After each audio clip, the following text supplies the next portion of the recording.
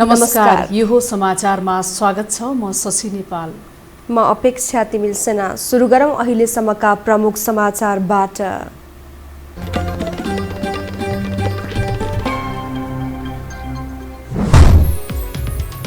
सांसदहरूको पद खारेज भएपछि तत्काल उपनिर्वाचन गर्न सरकारलाई दबाव। 35 दिनभित्रै उपनिर्वाचन गराउन तयार रहेको निर्वाचन आयोगको भनाई। प्रतिनिधि सभालाई अघि बढाउन खोज्दा प्रधानमन्त्रीबाटै घेराबन्दी सुरु भएको सभामुख सापकोटाको दावी। संसदलाई जनादेशमुखी बनाउन कसैले रोक्न नसक्ने भनाई। एमालेको केन्द्रीय कमिटिको बैठक भोलि बस्दै, माओवादी केन्द्रको स्थायी कमिटिको बैठक पनि भोलि नै बस्ने।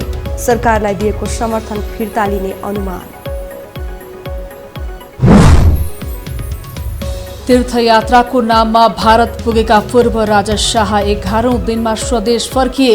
भारतमा श्री 5 दर्जामा सम्मान गरिएपछि विमानस्थलमा पनि समर्थकहरूको ठूलो र त्रिकोणात्मक टी20 क्रिकेट सिरिजमा नेदरल्यान्ड्सको पहिलो जित। मलेसिया 15 रनले पराजय।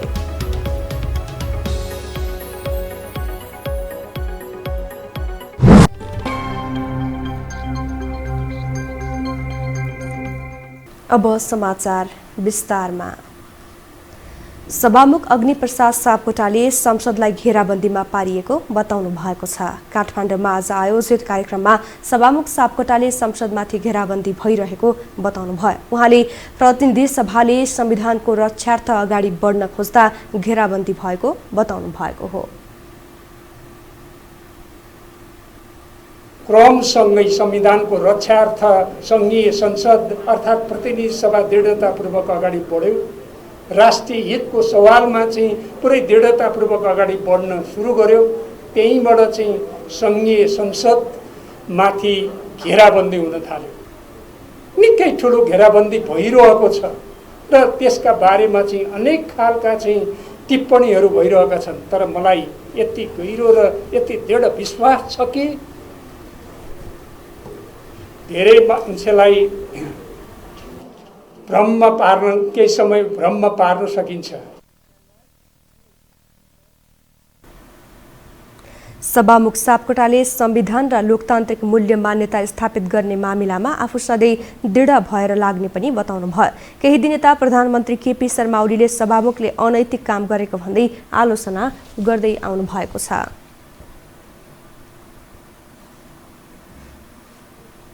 एमाले प्रवेश गरेका माओवादी नेता रामबहादुर थापाको राष्ट्रिय सभा पद खारेज भएपछि रिक्त स्थानमा उपनिर्वाचन हुने भएको छ। पद खाली भएको 35 दिनभित्र उपनिर्वाचन गरिसक्नुपर्ने कानुनी प्रावधान अनुसार त्यसका लागि आइतबारबाटै दिनगन्ती सुरु भएको हो। यता पार्टीले कारबाही गरेपछि रिक्त लगायतका प्रतिनिधि सभा सदस्यका लागि समेत उपनिर्वाचन गर्नुपर्ने अवस्था छ। एक रिपोर्ट। राष्ट्रिय सभामा गृहमन्त्री रामबहादुर थापाको सांसद पद खारेजीपछि रिक्त सिटका लागि निर्वाचन गर्नका लागि आज आइतबारबाटै दिनगन्ती सुरु भएको छ।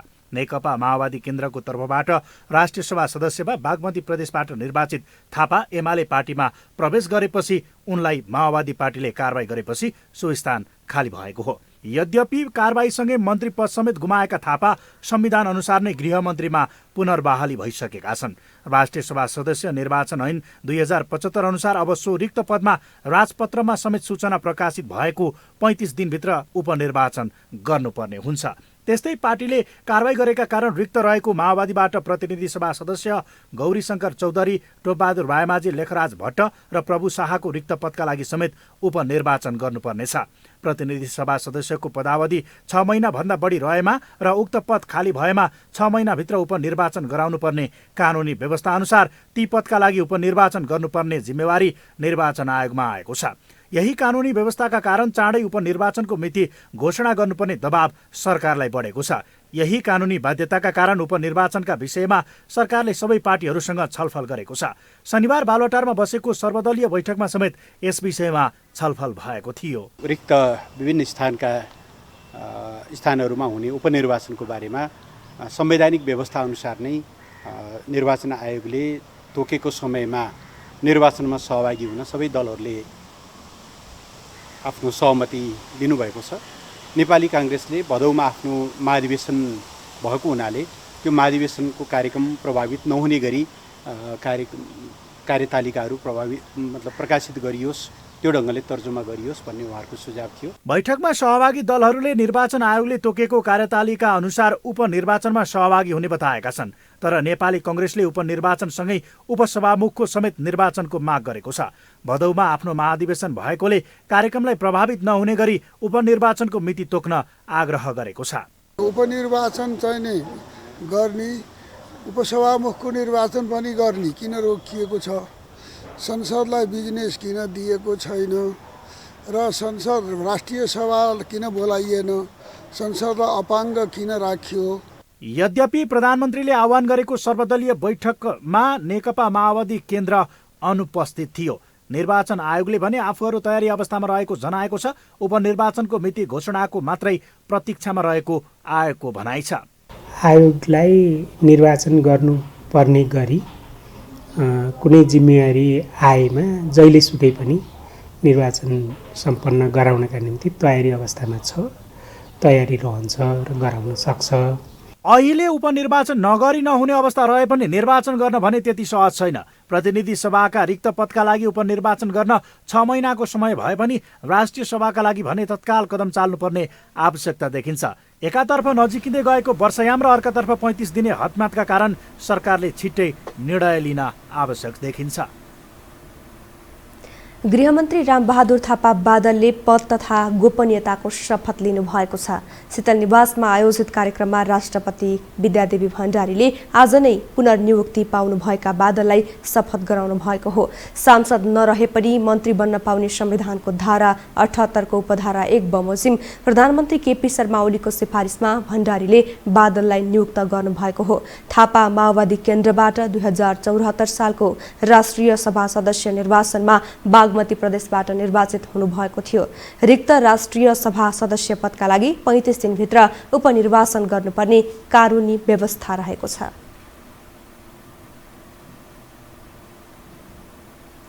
नेकपा एमाले र माओवादी केन्द्रले एकै दिन बैठक बोलाएका छन्। नेकपा एमाले भोलि केन्द्रीय समिति बैठक बोलाएको छ भने माओवादी केन्द्रले स्थायी समिति बैठक बोलाएको हो। एमालेको बैठक प्रधानमन्त्रीको सरकारी निवास बालुवाटारमा बोलाइएको छ। बैठक दिउँसो 1 बजेका लागि बोलाइएको ओली निकट केन्द्रीय सदस्य शेरबहादुर तामाङले जानकारी गराउनु भयो। उहाँका अनुसार बैठकमा समसामयिक विषयमा छलफल हुनेछ। साथै राजनीतिक प्रतिवेदन, महाधिवेशन र कार्यविभाजनका बारेमा छलफल र निर्णय हुने बताइएको छ। यता माओवादी केन्द्रले पनि भोलि नै दिउँसो 1 बजे स्थायी समिति बैठक बोलाएको छ। कार्यालय सचिव श्रीराम ढकालका अनुसार स्थायी समिति बैठक पार्टी कार्यालय पेरिस डाँडामा बस्नेछ। माओवादीले सम्भवतः सोमबारको बैठकबाट सरकारलाई दिएको समर्थन फिर्ता लिने आकलन गरिएको छ।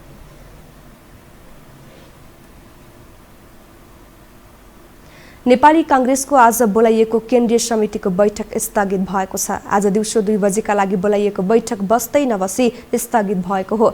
बैठक भोलिका लागि सारिएको नेपाली कांग्रेसका मुख्य सचिव कृष्ण प्रसाद पौडेलले जानकारी गराउनु भयो। महाधिवेशन तयारीका विषयमा छलफल गर्न बैठक बोलाइएको बताइएको छ।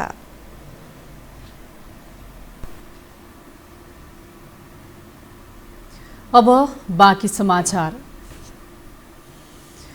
प्रदेश 1 को प्रदेशसभा अधिवेशन अन्त्य भएको छ। सरकार आफैले बहिष्कार गर्दै सुरु भएको प्रदेश 1 संसदको हिउँदे अधिवेशन एउटा पनि विधेयकमा छलफलै नगरी मन्त्री परिषदको सिफारिसमा आजबाट अन्त्य भएको हो। प्रदेशसभाको हिउँदे अधिवेशन माघ 7 गते बोलाइएको थियो। यो अधिवेशनमा मुख्यमन्त्री शेरधन राई विरुद्ध अविश्वास प्रस्ताव प्रदेशसभा बैठकमा पेश भए पनि छलफल हुन सकेन। धेरै बैठकहरू सूचना टाँस गरेर स्थगित भएको थियो। फागुन 23 मा सर्वोच्च अदालतले नेकपा एमाले र माओवादी केन्द्र बिउताएपछि प्रदेशसभाबाट अविश्वास प्रस्ताव फिर्ता भएको थियो। विपक्षी दलहरूले मुख्यमन्त्री र सरकारको शैलीको कडा आलोचना गर्दै आएका छन्। कर्णालीको घटनापछि नेकपा एमाले भित्र देखेको विद्रोहले थप सङ्कट निम्ति आएको छ। फरक पार्टी बनाउन तर ओलीसँग नझुक्ने रणनीति बनाएर अघि बढेको माधव पक्षले विद्रोह थालेपछि प्रधानमन्त्री ओलीको यात्रा असहज बनेको छ। तर ओलीले चाल्ने सम्भावित थप कदमले माधव पक्ष पनि भयभीत देखिएको छ। एक रिपोर्ट। एमाले भित्रै समानान्तर संगठन परिचालन अभ्यास निर्णय र संरचना निर्माण गरिरहेको माधव नेपाल पक्षले शुक्रबार कर्णाली प्रदेशमा फ्लोर क्रस नै गरेर माओवादी केन्द्रका मुख्यमन्त्री महेन्द्र बहादुर शाही नेतृत्वको सरकारलाई जोगाइदियो। विश्वासको सङ्कटमा परेका मुख्यमन्त्री शाहीलाई पार्टी व्हिप समेत उल्लङ्घन गर्दै एमालेका 4 सांसदले विपक्षमा मत दिएपछि कर्णाली सरकारको उद्धार भएको छ। तर एमाले भित्र भने विद्रोहको सुरुवात भएको छ। अब पार्टी संरचनामा मात्रै नभएर संसदमा पनि ओलीको निर्णय नमान्ने सङ्केत माधव पक्षले गरेको छ। तर यो पक्षको हरकतले प्रधानमन्त्री समेत रहेका पार्टी अध्यक्ष केपी शर्मा ओली थप आक्रामक र कठोर कदम चाल्न तयार भएको अनुमान लगाउन सकिन्छ। किनकि जस्केलाबाट हान्ने माधव पक्षको जवाफ लौरोले फर्काउने तयारी ओली पक्षको छ। कुनाबाट कसरी जस्केलाबाट हान्न खोज्छ तपाईँले कर्णालीमा हाने जस्तो भन्नुहुन्छ भने अब जस्केलाको जवाफ हामी लौरोले दिन्छौँ। अहिलेसम्म हामीले दिएको छैनौँ, अब हामी दिन्छौँ। अब पार्टी चुप लाएर बस्दैन।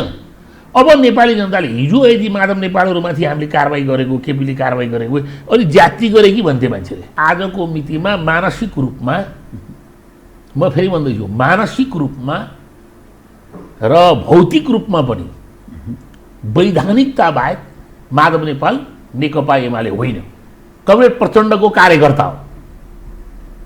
उहाँहरू दुईजना मिलेर पार्टी बनाउनुहुन्छ।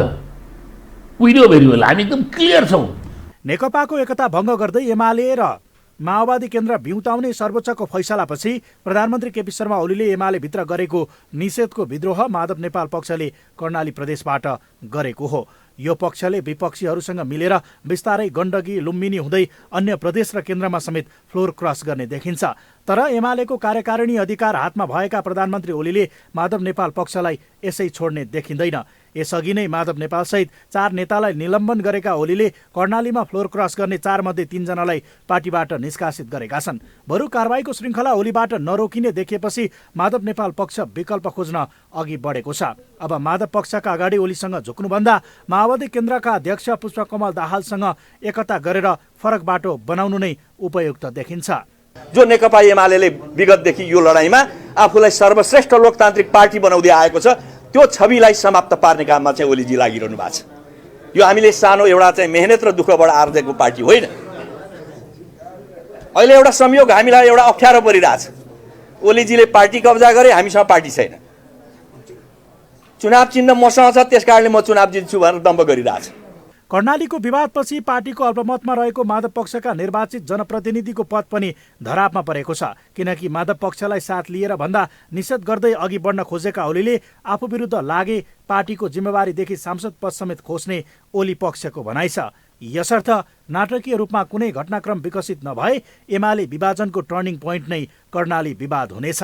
यो हो टेलिभिजनका लागि क्यामेरामा डीबी मगरका साथमा सन्तोष पिके थापा, काठमाडौँ।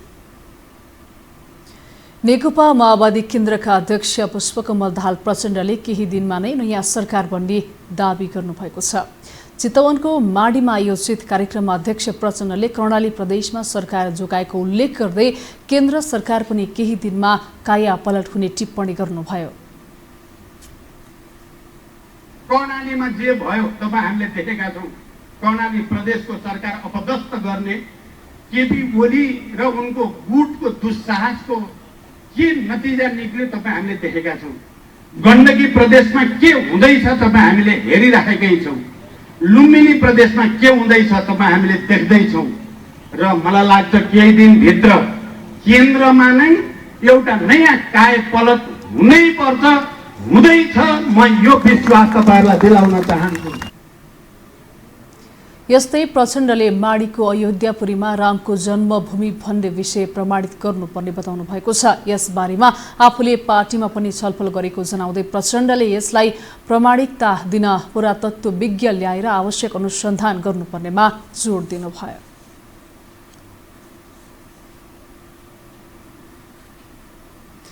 नेपाली कांग्रेसका सभापति शेरबहादुर देउवाले आफू प्रधानमन्त्री पदका लागि लालायित नभएको पुनः दोहोर्याउनु भएको छ। आज बुढानीलकण्ठमा आयोजित कार्यक्रममा सभापति देउवाले आफू प्रधानमन्त्री पदका लागि लालायित नभएको बताउनु भएको हो। तर नेपाली कांग्रेसले नै नेतृत्व गर्नुपर्ने राजनीतिक परिस्थिति बनेमा पछि नहट्ने उहाँको भनाइ थियो। बहुमत सरकारमा हामीले जोखिने कुरा छैन। के हामीले प्रधानमन्त्री चाहियो भनेर परिवेशले कुरा पनि छैन र भोलि त्यो चाहिँ नि परिस्थिति डेभलप गऱ्यो भनेदेखिलाई हामी चाहिँ प्रधानमन्त्री लालायत पनि छैनौँ तर चाहिँ नि यो राजनीतिक परिस्थितिबाट यदि चाहिँ नि भोलि हामीले नै मृत्यु गर्नुपर्ने अवस्था आयो भने हामी त्यसलाई पछाडि हामी हेर्न हाल्दैनौँ तर हामीले सेरोका लिएका छौँ अहिले सबै साथीभाइहरूले चाहिँ नि अगाडिको परिस्थिति कसरी जान्छ हेर्नलाई पनि हामी अनुरोध गर्न चाहन्छौँ अहिले धेरै कुरा भन्ने कुरा छैन। सभापति देउवाले नेकपा माओवादी केन्द्रले सरकारलाई दिएको समर्थन फिर्ता नगरेका कारण सरकार बहुमतकै अवस्थामा रहेकाले निहुँ नखोज्ने पनि बताउनुभयो।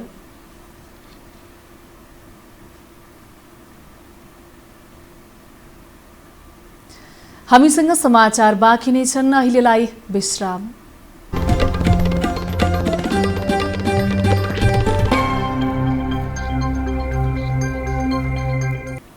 विश्रामपछि स्वागत छ। अब बाँकी समाचार।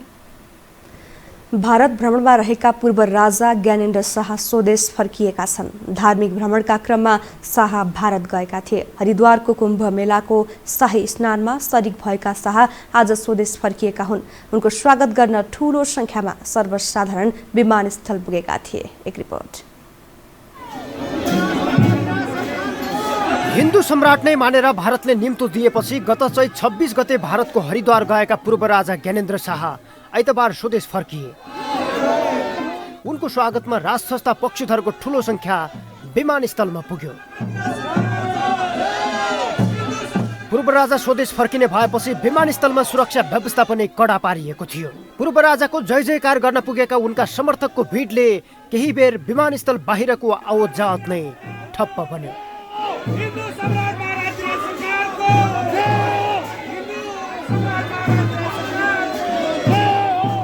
भारतको हरिद्वारमा हरेक 12 वर्षको अन्तरमा आयोजना हुने महाकुम्भ मेलामा आयोजकले पूर्व राजा शाहलाई विश्वका एकमात्र हिन्दू नरेशको रूपमा अर्थाई शाही रथयात्रा, शाही स्नान र हरिद्वारमा रहेको दक्षिणकाली मन्दिरमा पूजापाठ गराएको थियो। भारतले देखाएको पूर्व राजाप्रतिको सम्मानले राजतन्त्र पक्षधरहरू भने उत्साहित बनेका छन्। योगी ऋषिमुनिहरूले जुन ढङ्गको सम्मान गर्नुभयो त्यो सम्मानले हामी असाध्यै हर्षोल्लासित छौँ र आज जुन आगमन छ त्यो आगमन त्यसको स्वागतको निमित्त आम नेपाली जनताहरू सडकमा ओर्लिएको यहाँहरूले पनि देख्नुभयो। नेपालको राजनैतिक अस्थिर बनेका बेला करिब 2 साता लामो पूर्व राजाको भारत भ्रमणले नेपालमा समेत तरङ्ग पैदा गरेको छ। भारतमा हिन्दूवादी राजनैतिक दल भारतीय जनता पार्टी सरकारमा भएका बेला पूर्व राजा ज्ञानेन्द्र शाहलाई अनौपचारिक ढङ्गबाट हिन्दू सम्राट वा नेपालका नरेशको संज्ञा दिइएको छ। यसले नेपाली राजनैतिक दललाई केही छटपटी पनि भएकै छ।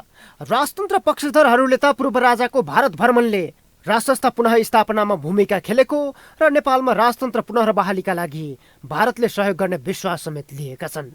प्रजातन्त्रको नारा दिएर प्रजातन्त्रको मुरली बजाएर जनता ठग्ने काम यहाँ भयो र त्यसको विरुद्धमा नेपालमा राज संस्थाको अपरिहार्यता छ भन्ने कुरा नेपाली तमाम बहुसङ्ख्यक नेपालीले बुझेको अवस्था र त्यो अवस्थालाई ख्याल गरेर बाह्य शक्तिहरूले पनि अब नेपाली जनताले राजा खोजे, त्यसकारण उहाँलाई सहयोग गर्नुपर्छ र सद्भावको भावनाले हेरेको अवस्था छ। भारतमा पनि एउटा चाहिँ के भने हिन्दुत्वलाई महत्त्व दिने सरकार छ र त्यसले पनि तपाईँको चाहिँ यहाँको बहुसङ्ख्यक हामीका चाहिँ 94% ओमकार छौँ, 81% हिन्दू नै छौँ र यो जनमानसको भावनालाई चाहिँ आत्मसात गरेको हामीलाई महसुस भएको छ। भारतमा पूर्व राजा शाहलाई उत्तराखण्डका मुख्यमन्त्री तीरथ सिंह रावतले नेपाली नरेशकै रूपमा सम्बोधन गरेका थिए। नेपालमा केही वर्ष अघिदेखि राजतन्त्र पक्षधरको गतिविधि चलिरहेको छ तर उनीहरूले राजसंस्था पुनः स्थापनाको विश्वासिलो सङ्केत भने पाएका छैनन्। यद्यपि राजनैतिक दलहरूले भने धर्मको आवरणमा पूर्व राजा शाहले राजनैतिक भ्रमण गरिरहेको टिप्पणी गरिरहेका छन्। यो हो टेलिभिजनका लागि क्यामेरामा डिबी मगरका साथमा सन्तोष बेके थापा, काठमाडौँ। पूर्व राजा ज्ञानेन्द्र शाहको यसपटकको भारत भ्रमणलाई निकै चासोका साथ हेरिएको छ। उनको भारत भ्रमण धार्मिक यात्रा भनिए पनि उनलाई त्यहाँ देखाइएको सम्मान र अन्य गतिविधिले राजनीतिक वृत्तमा समेत थुप्रै आशंकाहरू उत्पन्न भएका छन्। एक रिपोर्ट।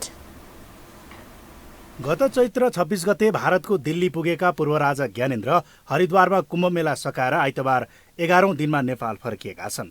11 दिनको उनको यात्रामा धार्मिक रङ मात्रै देखिएन, उनलाई दिइएको उच्च सम्मान, श्री 5 को सरकारकै रूपमा दिएको दर्जा र ज्ञानेन्द्र शाहको राजनीतिक भेटले भारतमा इतिहास भइसकेको राज संस्थाका बारेमा पनि खास केही पाक्दैछ भन्ने सङ्केत गरेको छ। हरिद्वारमा कुम्भ मेला सकाएर वैशाख 1 गते पुनः दिल्ली फर्किएका ज्ञानेन्द्र शाहले त्यहाँ 4 दिन बिताएका छन्। ज्ञानेन्द्रको दिल्ली यात्रा र स्पष्ट रूपमा विशेष राजनीतिक भेटघाट भएको दिल्ली स्थित कूटनीतिक क्षेत्रले उल्लेख गरेको छ। 2063 साल वैशाख 11 गते भएको घोषणा आफूले तत्कालीन भारतीय प्रधानमन्त्री मनमोहन सिंहका प्रतिनिधिका बीचमा भएको 12 बुँदे सहमति अनुसार नभएको भन्ने ज्ञानेन्द्र शाहको प्रमुख गुनासो रहँदै आएको छ। यही एजेन्डामा केन्द्रित भएर ज्ञानेन्द्र शाहले भारत सरकारका वरिष्ठ मन्त्री तथा बीजेपीका नेताहरूसँग छलफल गरेको स्रोतको भनाइ छ। तर उनले दिल्लीमा कसलाई भेट गरे भन्ने अहिलेसम्म केही खुलेको छैन। तर यसपटकको पूर्व राजाको भ्रमणले नेपालका शीर्षस्थ नेताहरूलाई समेत अलि बढी नै झस्काइदिएको छ। एउटा यो संहिता चल्दैन भन्ने कुरा भन्न थालिसकेका छन्, यो धर्मनिर्पेक्षता पनि चल्दैन भनिरहेछन्। त्यो राजा भन्ने कुराको अलिकति फेरि छुने बित्तिकै त्यो राजा तानिएर आउला भनेर यिनीहरू डराएको। यस्तो किसिमको स्थिति मुलुक नेपालको लागि ठिक हुन्न कि केही न केही त सोच्नुपर्छ कि भन्ने कता कता त्यो दिमागमा आउन थाल्यो कि भन्ने मेरो अनुमान छ। त्यस्तो दिमाग आउने बित्तिकै मैले भनिहालेँ, श्याम शरण र एसडी मुनि र उहाँका चेलाहरूलाई यहाँ कपाल दुख्छ। गम्भीर प्रश्न छ, आफू नेपालको संविधान 2072लाई आत्मसात गर्दै नारायणहिटी दरबारबाट विदा भएको र शासकबाट सामान्य नागरिकमा रूपान्तरित भइसकेको बारे ज्ञानेन्द्र अनभिज्ञ छैनन्। वर्तमान संवैधानिक व्यवस्था अनुरूप नेपालमा कोही पनि श्री 5 को हैसियतमा छैन, त्यो संस्था निर्मूल गरिसकिएको छ। संविधानले परिकल्पना नै नगरेको पद र हैसियत श्री 5 का रूपमा कसैले कसलाई भन्छ र जबरजस्ती स्थापित गराउन खोज्छ भने त्यो गैर संवैधानिक हुन्छ।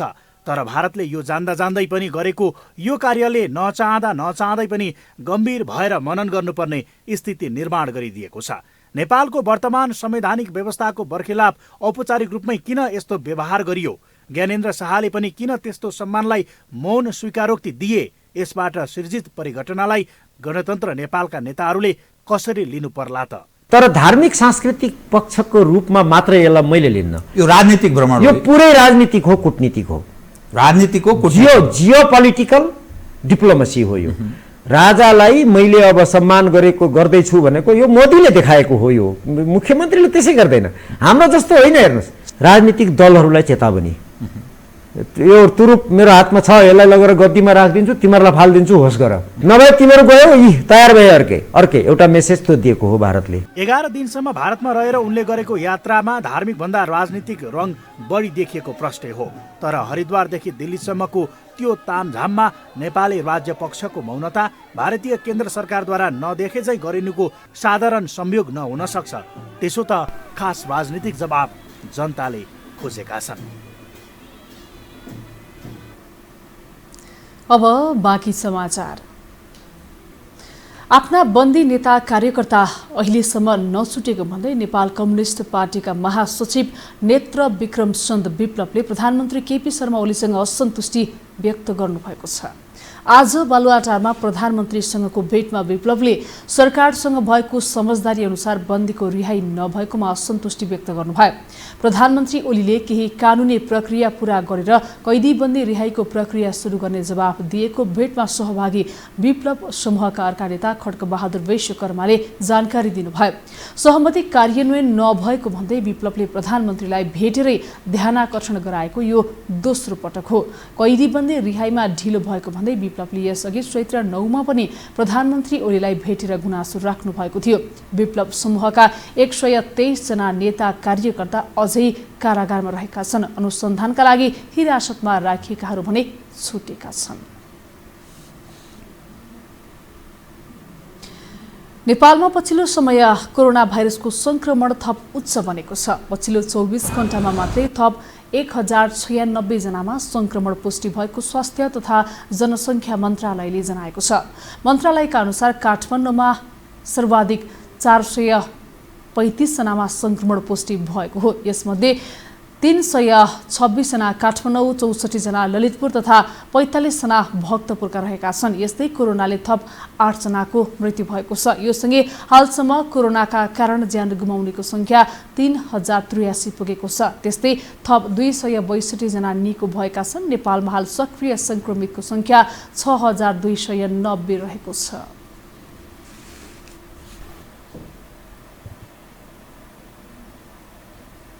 अब पालो आर्थिक समाचारको।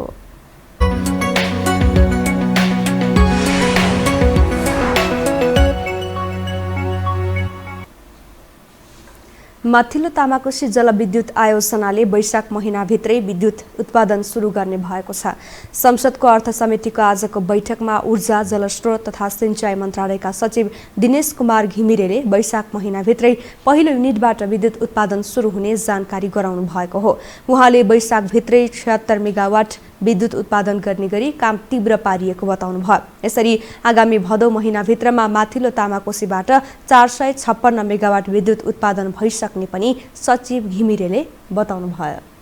हामी वैशाखभित्रमा पहिलो युनिट र सब्सिक्वेन्टली जेठ, असार, साउन, भदौ हुँदै हरेक महिना एडिसनल 76 मेगावाट थप्दै यसले साउन भदौसम्ममा टोटल 456 मेगावाटै सिस्टममा ल्याउँछौँ। अहिले यसको चाहिँ यो किसिमको स्थिति छ। नेपाल विद्युत प्राधिकरणका कार्यकारी निर्देशक हितेन्द्र देव शाक्यले समय तालिका अनुसार जेठ 2 गते माथिल्लो तामाकोशीबाट विद्युत उत्पादन सुरु गर्ने भने पनि वैशाखको 31 गते नै पहिलो युनिटबाट उत्पादन सुरु गर्ने गरी काम भइराखेको बताउनुभयो। अहिलेको सिड्युल अनुसार चाहिँ जेठ 2 गते भनेर चाहिँ गरेको छ। त्यस हिसाबले पहिलो युनिट आइसके पछाडि असार मसान्तसम्म 4वटा युनिट आउँछ र साउन मसान्तसम्ममा बाँकी 2टा युनिट र 6वटा युनिट चाहिँ आउने अवस्था रहेको छ। कार्यकारी निर्देशक शाक्यले यही गतिमा काम भएमा समयमै आयोजना सम्पन्न हुने पनि बताउनुभयो।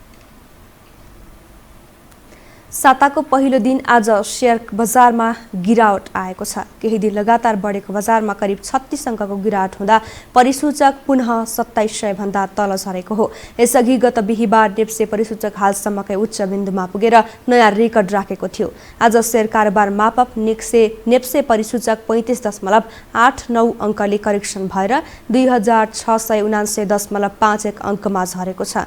यता क वर्गका कम्पनीहरूको कारोबार मापन गर्ने सेन्सेटिभ इन्डेक्स पनि 6.29 अङ्कले घटेर कारोबार रकम 8 अर्ब 80 करोड भन्दा धेरै भएको छ। हामीसँग अन्तर्राष्ट्रिय र खेल समाचार बाँकी नै छन्। अहिलेलाई विश्राम।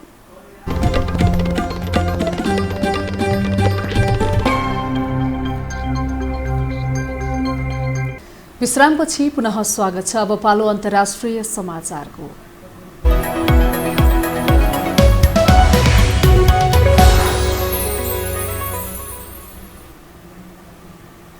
पछिल्लो 24 घण्टामा भारतमा कोरोनाका कारण 1500 भन्दा बढीको ज्यान गएको छ।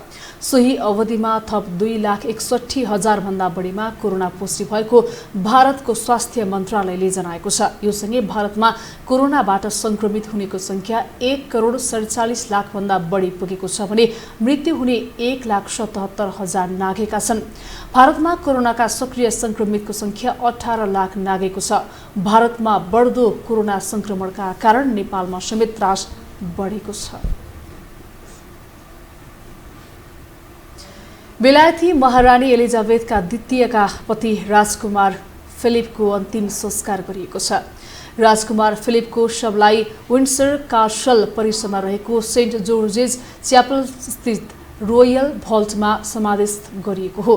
कोरोना महामारीका कारण अन्तिम संस्कारमा सीमित व्यक्तिहरू मात्र सहभागी भएका थिए। उनको शव प्राइभेट च्यापलबाट सेन्ट जोर्जेस च्यापलसम्म लगिँदा राजपरिवारका प्रमुख सदस्यहरू शव पेटिका राखिएको ल्यान्ड रोभर कारको पछि हिँडेका थिए। शव यात्रामा सहभागी नहुने राजपरिवारका सदस्यहरू विन्डसर कासलदेखि कार छोडेर च्यापलसम्म पुगेका थिए। अन्तिम संस्कारका क्रममा बेलायतमा 1 मिनेट मौन धारण गरिएको थियो। राजकुमार फिलिपको गत शुक्रबार 49 वर्षको उमेरमा निधन भएको थियो।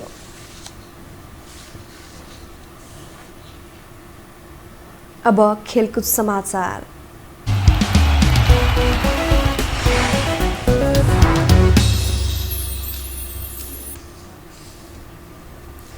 त्रिकोणात्मक टी20 सिरिज अन्तर्गत दोस्रो खेलमा आज नेदरल्यान्ड्सले मलेसियालाई पराजित गरेको छ। नेदरल्यान्ड्सले मलेसियालाई 15 रनले पराजित गर्दै सिरिजमा पहिलो जित हात पारेको हो। पहिलो खेलमा नेपालसँग 9 विकेटले पराजित भएको नेदरल्यान्ड्सले दोस्रो खेलमा भने जित हात पारेको छ। पहिलो जितपछि नेदरल्यान्ड्सले 2 खेलबाट 2 अङ्क जोडेको छ। नेदरल्यान्ड्सले दिएको 192 रनको लक्ष्य पछ्याएको मलेसियाले निर्धारित 20 ओभरमा 8 विकेट गुमाएर 176 रन बनायो। भिरनदीप सिंहले उत्कृष्ट ब्याटिङ गर्दै 87 रन बनाए पनि मलेसियालाई जित दिलाउन सकेनन्। नेदरल्यान्ड्सका आर्यन दत्तले पहिलो ओभरमै अनवर अरुद्दिन र कप्तान अहमद फैजलाई आउट गर्दै डच टोलीलाई राम्रो सुरुवात दिलाएका थिए। त्रिकोणात्मक सिरिज अन्तर्गत भोलि नेपाल र मलेसिया बीच खेल हुनेछ। खेल समाचार सँगै हामी यो समाचारको अन्त्यमा आइपुगेका छौं। बिदा हुनु अघि प्रमुख समाचार पुनः एकपटक।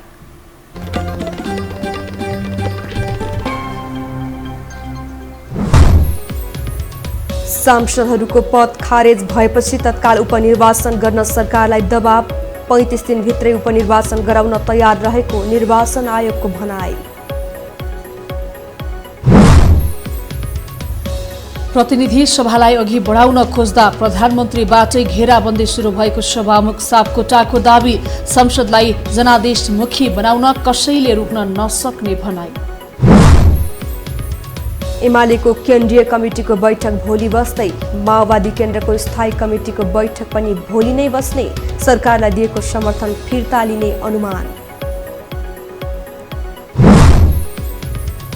तीर्थयात्राको नाममा भारत पुगेका पूर्व राजा शाह 11औं दिनमा स्वदेश फर्किए। भारतमा श्री 5 कै दर्जामा सम्मान गरिएपछि विमानस्थलमा पनि समर्थकहरूको ठूलो भिड। र त्रिकोणात्मक टी20 क्रिकेट सिरिजमा नेदरल्यान्ड्सको पहिलो जित। मलेसिया 15 रनले पराजित।